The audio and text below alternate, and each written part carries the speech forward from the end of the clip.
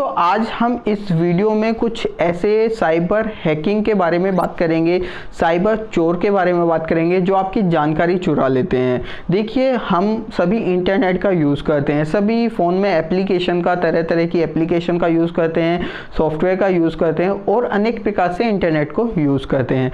तो ये cyber hackers जो होते हैं, जो हैकर्स होते हैं, वो आपकी जानकारी को कैसे चुराते हैं, कैसे आपकी जानकारी तक पहुँचते हैं, वो क्या तरीके होते हैं, वही कुछ पॉइंट आज हम इस वीडियो में कवर करेंगे और आपको बताएंगे, जिससे आप बच सकते हैं। दोस्तों, मैं हूं जितेंद्र और आप देख रहे हैं जितेंद्र LLB।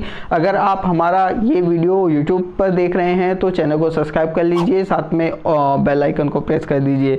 इसके अलावा अगर आप फेसबुक पेज पे देख रहे हैं तो फॉलो कर लीजिए, क्योंकि हम इस तरह की वीडियो बनाते रहते हैं। चलिए वीडियो शुरू करते हैं और जानकारी को समझ लेते हैं। दोस्तों, पहले नंबर पर जो आता है फ्रॉड, वो फिशिंग होता है। फिशिंग जो है ये एक ईमेल फ्रॉड होता है। ईमेल फ्रॉड कैसे होता है? आपके पास एक ईमेल किया जाता है और आपको भरोसा दिलाया जाता है कि ये जो ईमेल है वो असली है, सही है, और जो आपसे जानकारी ली जा रही है वो भी सही और आपके फ़ायदे के लिए ली जा रही है। इसमें क्या होता है कि जो फिशिंग है, ईमेल फ्रॉड माना जाता है।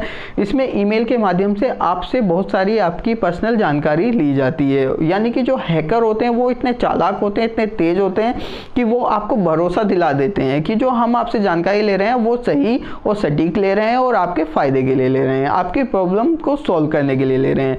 अब वो जानकारी किस तरह की होती है, कैसे ली जाती है? वो ईमेल के माध्यम से ली जाती है। यानी कि आपको किसी लिंक पे ले जाया जा सकता है या आपको अदर एक फॉर्म दिया जाता है, उसके माध्यम से आपसे जानकारी ली जाती है। जानकारी क्या होती है? आपके बैंक खाते से संबंधित हो सकती है, आपके डेबिट कार्ड या क्रेडिट कार्ड से संबंधित हो सकती है, या आपकी कोई अन्य जानकारी हो सकती है, जैसे कि आधार कार्ड या पैन कार्ड। इस तरह की जानकारी जो है वो हैकर आपसे लेने की कोशिश करता है और ये जानकारी लेने के बाद वो इस जानकारी का मिसयूज़ कर देता है। तो इनसे कैसे बचना है, वही सारी चीज़ें हम आपको बताएंगे, और कैसे आपकी जानकारी को लेते हैं वो भी सारी चीज़ें बताएंगे। तो वीडियो पर बने रहिए, वीडियो को देखते रहिए। दोस्तों, अब बात करते हैं कि जो फिशिंग ईमेल होती है, यानी कि फ्रॉड ईमेल होती है, उससे कैसे जानकारी ली जाती है। सबसे पहले आपको एक ईमेल किया जाता है। जब आप ईमेल को ओपन करते हैं तो उसमें एक लिंक होता है, जो जैसे ही आप उस लिंक पर क्लिक करते हैं तो आपको किसी वेब पेज पर ले जाया जाता है। दरअसल में वो वेब पेज एक नकली फ्रॉड करने का एक तरीका होता है। उस वेब पेज में आपको कुछ जानकारी फिल करनी होती है। जैसे ही आप उस वेब पेज में जानकारी फिल करके ओके करते हैं तो वो जो सारी जानकारी है हैकर के सर्वर में सेव हो जाती है, और हैकर जो है इसी जानकारी का फ़ायदा उठाते हुए आपका कोई भी फ्रॉड कर सकता है। आपके अकाउंट से संबंधित फ्रॉड कर सकता है, आपके डेबिट कार्ड से संबंधित फ्रॉड कर सकता है, आपके क्रेडिट कार्ड से संबंधित फ्रॉड कर सकता है। तो ये जो मैंने बताया है, तो इस तरह की ईमेल से आपको बच के रहना है, सतर्क होके रहना है। दोस्तों, अब बात करते हैं दूसरा फ्रॉड कैसे किया जाता है। दूसरे फ्रॉड में आपके पास एक ईमेल भेजा जाता है। जैसे ही आप उस ईमेल को खोलते हैं, उसमें एक अटैचमेंट आपको दिखाई देगा। अटैचमेंट दिखाई देगा, जैसे ही आप उस अटैचमेंट को डाउनलोड करेंगे या उसको खोलेंगे तो आपके जो सिस्टम में है, आपकी डिवाइस में है, एक मेलवेयर, एक छोटी सी एप्लीकेशन होती है, वो इंस्टॉल हो जाती है। वो ऑटो इंस्टॉल होती है, यानी कि ऑटोमेटिक इंस्टॉल हो जाती है, आपको पता भी नहीं चलता, और आपके डिवाइस की, आपके सिस्टम की सारी जानकारी जो है हैकर के पास पहुंच जाती है। और जैसे ही जानकारी पहुंचती है तो हैकर इसका दुरुपयोग कर देता है, यानी कि आपकी सारी जानकारी को गलत इस्तेमाल कर लेता है और आपके खाते से संबंधित डेबिट कार्ड, क्रेडिट कार्ड या किसी अन्य तरह का फ्रॉड आपके साथ हो जाता है और आप अपना पैसा गंवा देते हैं। तो दो मैंने ये फिशिंग ईमेल से रिलेटेड टॉपिक बताए हैं, पॉइंट बताए हैं, तो आप इनको ध्यान रखें। अगर इस तरह का कोई भी ईमेल आता है या कोई भी अटैचमेंट आता है तो ना ही तो आपको उस ईमेल को खोलना है, ना ही उस अटैचमेंट को डाउनलोड करना है। और इस तरह की कोई भी जानकारी अपने अकाउंट से संबंधित या अपने आधार कार्ड या पैन कार्ड या किसी भी तरह की जानकारी आपको किसी ईमेल के माध्यम से नहीं देनी है, जब तक आपको पता ना हो कि ये ईमेल सही है या गलत है। दोस्तों, अब आप सोच रहे होंगे कि ये मेलवेयर क्या होता है। देखिए, ये मेलवेयर जो है एक छोटा सा सॉफ्टवेयर होता है। इसका काम क्या होता है? जैसे ये आपके सिस्टम में इंस्टॉल होता है तो ये आपकी सिस्टम की सारी जानकारी, आपके डिवाइस की सारी जानकारी हैकर तक पहुंचा देता है। बेसिकली ये जो सॉफ्टवेयर है ये जानकारी चुराने के लिए, डाटा चुराने के लिए, डाटा डिलीट करने के लिए या किसी भी सिस्टम में काम करने के तरीके को बदल देता है, इसलिए बनाया जाता है। ये हैकर जो है बड़े ही चालाक होते हैं, बड़े ही चालाकी तरीके से आपके सिस्टम में इस सॉफ्टवेयर को इंस्टॉल करा देते हैं। दोस्तों अब बात करते हैं कि जो ये मेलवेयर सॉफ्टवेयर है ये किस किस तरीके से आपके सिस्टम में, आपकी डिवाइस में इंस्टॉल किया जा सकता है। सबसे पहले बात करते हैं लिंक की। कोई लिंक आता है उसके माध्यम से ये मेलवेयर सॉफ्टवेयर इंस्टॉल किया जा सकता है।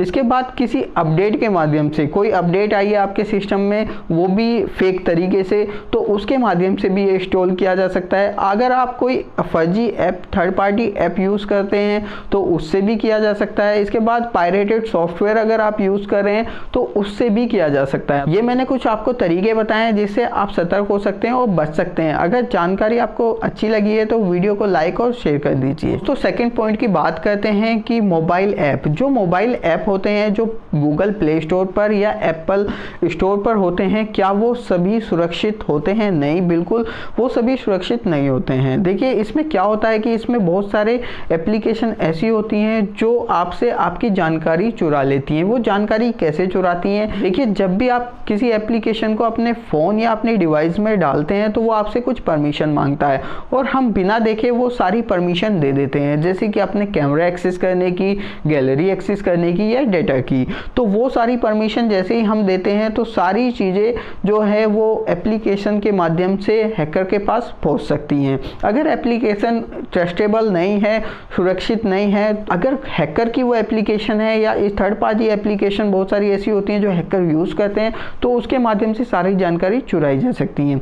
इसमें कुछ लोग कहते हैं कि हमारी कॉन्टैक्ट लिस्ट और मीडिया फाइल्स या बैंक की डिटेल भी जा सकती है।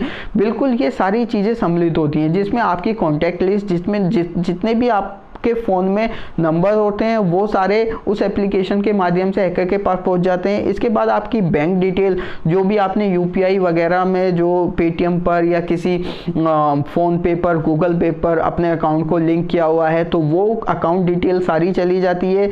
इसके बाद अगर आपके मीडिया फाइल्स हैं, कुछ फ़ोटोज़ हैं, वीडियोज़ हैं, वो सारे हैकर के पास चले जाते हैं और वो गोपनीयता भंग हो जाती है। और यानी कि वो सारी चीज़ें हैकर चाहे तो आपका जो है सार्वजनिक पब्लिक कर सकता है, उस चीज़ का बहुत बड़ा मिसयूज़ हो सकता है। तो ये सारी चीज़ें आपको ध्यान में रखनी है कि अगर कोई भी एप्लीकेशन यूज़ करते हैं तो वो ट्रस्टेबल होनी चाहिए, वो थर्ड पार्टी की नहीं होनी चाहिए। अब मैं कुछ ऐसे पॉइंट इस वीडियो में कवर करूँगा जिससे ऐसी एप्लीकेशन से आप बच सकते हैं। हालांकि 100% गारंटी नहीं दे सकता कि आप बच ही पाएंगे, पर आप कुछ % सुरक्षित हो सकते हैं। वो सारे पॉइंट क्या हैं, कैसे आपको ऐसी एप्लीकेशन से बचना है, वो मैं इस वीडियो में आगे कवर करने वाला हूं। दोस्तों बहुत सारी एप्लीकेशन ऐसी होती हैं जब हम इंस्टॉल करते हैं तो परमिशन मांगते हैं, पर अगर हम परमिशन नहीं देते तो वो एप्लीकेशन इंस्टॉल नहीं हो पाती हैं, पूरी तरीके से वर्क नहीं कर पाती हैं। तो हमें परमिशन देना एक हमारी मजबूरी हो जाती है, यानी कि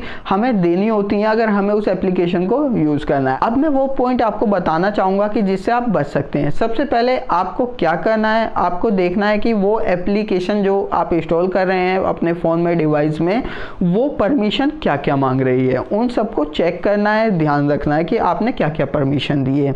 इसके बाद जो एप्लीकेशन है वो किस माध्यम से है, यानी कि थर्ड पार्टी एप्लीकेशन है। इसके बाद आपको ये देखना है कि वो एप्लीकेशन किस तरह की है। आपको किसी भी लिंक से कोई एप्लीकेशन डाउनलोड नहीं करनी है। इसके बाद किसी भी कोई थर्ड पार्टी एप्लीकेशन डाउनलोड नहीं करनी है। इसके बाद आप एप्लीकेशन के रिव्यू देखिए, उसके कमेंट देखिए कि एप्लीकेशन का रिव्यू क्या है, कौन कौन लोग यूज़ कर रहे हैं, उनके क्या कमेंट रहे हैं।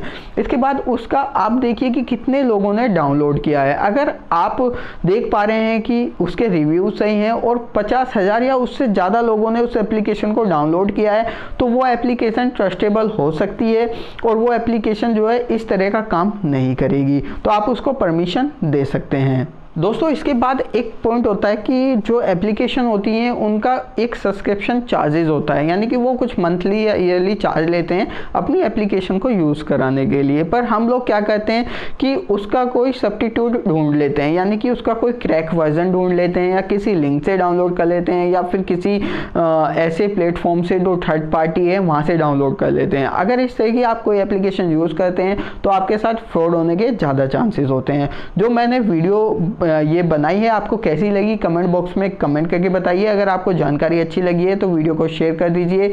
Thank you for watching this video.